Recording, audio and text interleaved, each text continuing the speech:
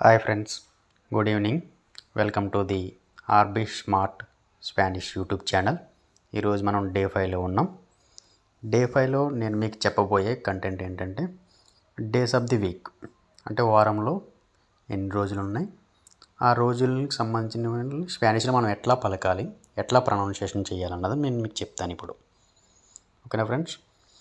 సోమవారం అంటే స్పానిష్లో మనం లూనెస్ అని పిలవాలి, అంటే మండే అని అర్థం ఇంగ్లీష్లో. మంగళవారం అంటే స్పానిష్లో మార్తేస్ అని పిలవాలి, ట్యూస్డే అంటాం.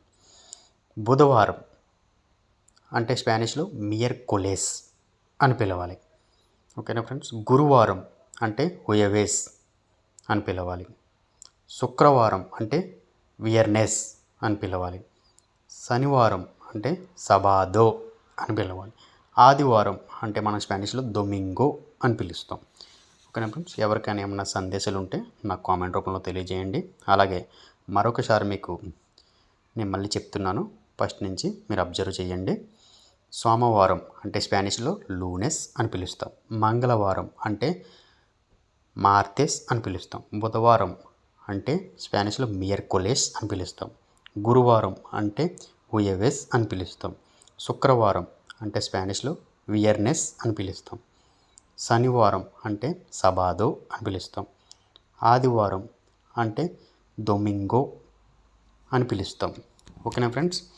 ఎవరైనా ఇంగ్లీష్ టు స్పానిష్ నేర్చుకోవాలంటే మీరు నేర్చుకోవచ్చు. అలాగే తెలుగు టు స్పానిష్, అందుకే ఇక్కడ మీకు ఒక పర్టికులర్గా లైన్ యాడ్ చేసి ఇంగ్లీష్ కాలం కూడా యాడ్ చేశాను.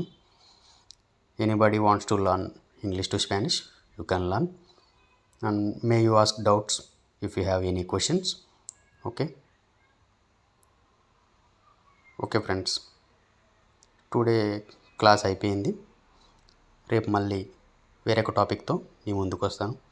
Bye friends.